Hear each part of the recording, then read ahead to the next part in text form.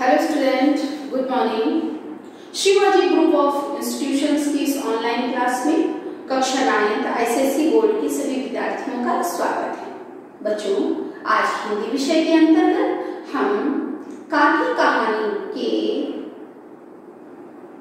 अंतर्गत प्रमुख बिंदुओं की चर्चा करेंगे। काकी कहानी के लेखक सिया रामशरण गुप्त हैं।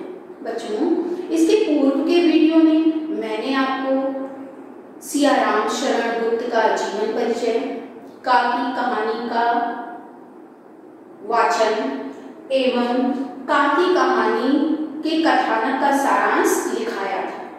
आज इसी टॉपिक को जारी रखते हुए मैं आपको अन्य महत्वपूर्ण बिंदु बताने जा रही हूँ। तो बच्चों, आप सभी अपनी CW की कॉपी निकाल लीजिए और मेरे साथ जो मैं डिस्कस कर रही हूँ उन बिंदुओं को समझिए व लिखिए।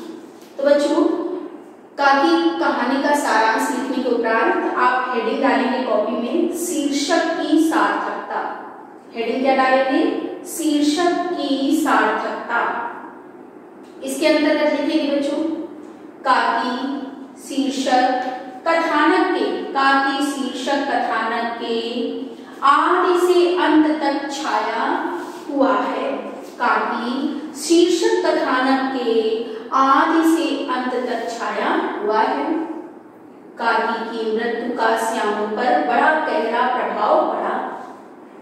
काकी की मृत्यु का श्यामू पर बड़ा गहरा प्रभाव पड़ा। वह उदास हो गया। पतंग उड़ती देखकर उसे लगा कि वह पतंग के सहारे भगवान के घर गई हुई काकी को नीचे उतार सकता है। पतंग उड़ती देखकर उसे लगा कि वह पतंग के सहारे भगवान के घर गई हुई काकी को नीचे उतार सकता है। उसके उतावलेपन ने उससे चोरी कराई।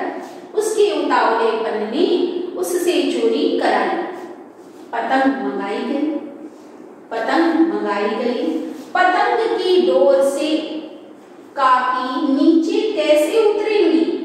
पतंग की डोर से काकी नीचे कैसे उतरेंगी? अतः 1 रुपया और चोरी किया गया। अतः 1 रुपया और चोरी किया गया और 2 बड़ी रस्सियां मंगाई गई। और 2 बड़ी रस्सियां मंगाई गई। पिता को, आगे क्या लिखेंगे बच्चों? पिता को रुपए की चोरी का पता चल गया। पिता को रुपए की चोरी का पता चल गया। उन्होंने श्यामू को मारा और कहा कि चोरी करके जेल जाएगा। उन्होंने श्यामू को मारा और कहा कि चोरी करके जेल जाएगा। पर जब उन्हें पता चलता है कि यह सारा आयोजन काकी को नीचे उतारने के लिए किया गया है, तब वह सन्न रह गए। इस तरह कहानी का शीर्षक काकी पूर्णता सार्थक है। इस तरह कहानी का शीर्षक काकी पूर्णता सार्थक है। एक बार बच्चों और देख लीजिए। शीर्षक की हेडिंग क्या डालेंगे कॉपी में आप? शीर्षक की सार्थकता लिखेंगे। काकी शीर्षक कथानक आदि से अंत तक छाया हुआ है। काकी शीर्षक कथानक के आदि से अंत तक छाया हुआ है। काकी की मृत्यु का श्यामू पर बड़ा गहरा प्रभाव पड़ा। वह उदास हो गया। पतंग उड़ती देखकर उसे लगा कि वह पतंग के सहारे भगवान के घर गई हुई काकी को नीचे उतार सकता है। उसके उतावलेपन ने उससे चोरी कराई। पतंग उड़ाई गई। पतंग की डोर से काकी नीचे कैसे उतरेंगी, अतः 1 रुपया और चोरी किया गया और 2 बड़ी रस्सियां मंगाई गईं। पिता को रुपए की चोरी का पता चल गया। उन्होंने श्यामू को मारा और कहा कि चोरी करके जेल जाएगा। पर जब उन्हें पता चलता है कि यह सारा आयोजन काकी को नीचे उतारने के लिए किया गया है, तब वह सन्न रह गए। इस तरह कहानी का शीर्षक काकी पूर्णतः सार्थक है। तो ये तो हो गया बच्चों शीर्षक की सार्थकता। इसके बाद आप अपनी कॉपी पे हेडिंग डालोगे, सेपरेशन लाइन खींचने के बाद कहानी का उद्देश्य, किस लिए कहानी लिखी गई, कहानी लिखने का क्या उद्देश्य था।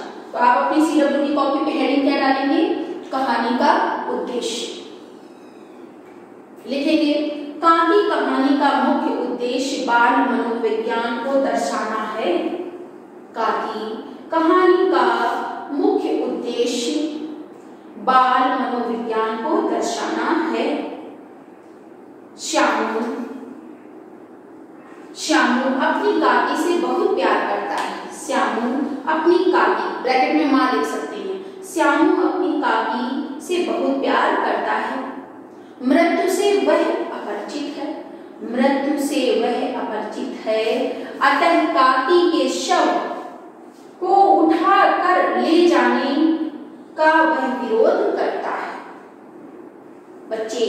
बच्चे सीधे साधे होते हैं, अतः बड़ों द्वारा यह कहने पर कि वह मामा के घर गई है, वह मान जाता है। बच्चों के पेट में बात नहीं पचती। उसके मित्र उसे बता देते हैं कि उसकी काकी ऊपर भगवान के घर गई है। पतंग ने उसके मन में आशा का संचार किया। भोला के कहने पर रस्सियां भी मंगाई गई। बच्चों को इतना ज्ञान कहां था कि रस्सी से पतंग नहीं उड़ पाएगी। पतंग पर नाम भी लिखा गया। इस तरह बच्चों की बुद्धि और उनकी कार्यशैली से अवगत कराना भी लेखक का उद्देश्य है। यह बताना भी लेखक का उद्देश्य है कि बड़ों को अपने दुख के सामने बच्चों की भावनाओं का ध्यान ही नहीं रहता है। लेखक कहानी लेखन के उद्देश्य में पूर्णतः सफल हुए हैं। तो बच्चों कहानी का जो उद्देश्य है उसे एक बार मैं दोहरा रही हूं। काकी कहानी का मुख्य उद्देश्य बाल मनोविज्ञान को दर्शाना है। श्यामू अपनी काकी से बहुत प्यार करता है। मृत्यु से वह अपरिचित है, अतः काकी के शव को उठा कर ले जाने का वह विरोध करता है। बच्चे सीधे साधे होते हैं, अतः बड़ों द्वारा यह कहने पर कि वह मामा के घर गई है, वह मान जाता है। इसके साथ ही बच्चों के पेट में बात नहीं पचती।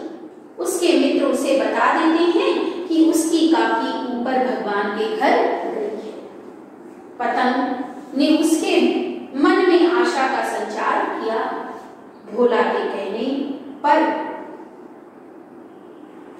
रस्सियां मंगाई गईं।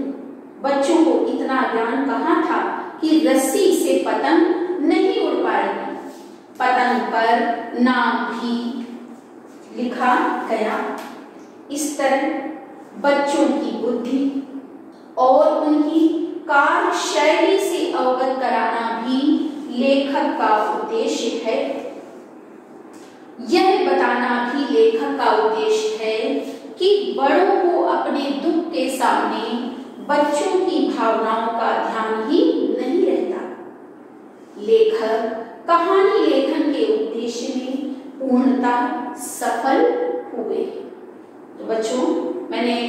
बोर्ड में बहुत सुव्यवस्थित तरीके से लिखा है, साथ ही मैंने आपको पढ़कर भी सुनाया है। तो आप सभी बच्चे इसको क्या करेंगे, CW की कॉपी में सुंदर राइटिंग से लिखेंगे।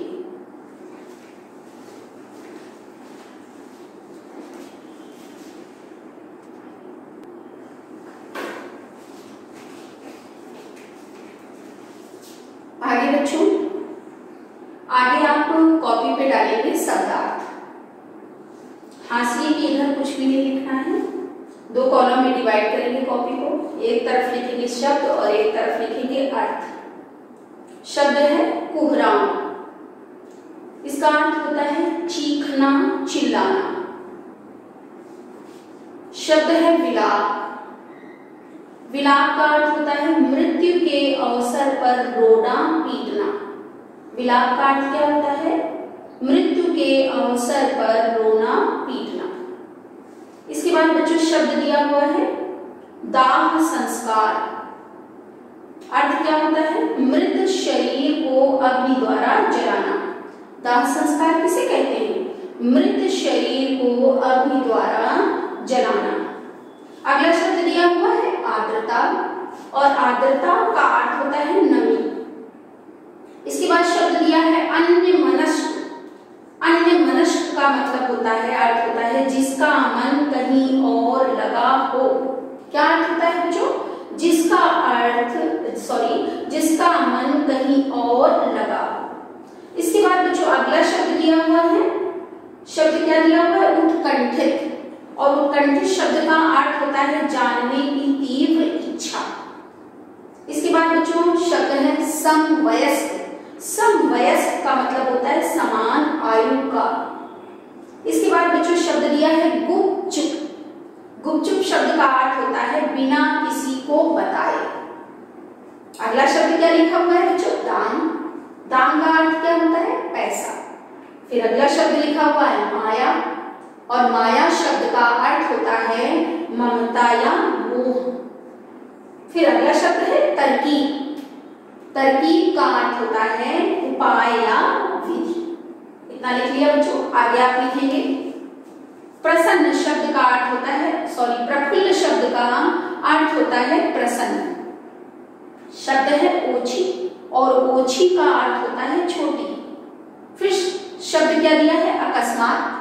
अकस्मात शब्द का अर्थ होता है अचानक।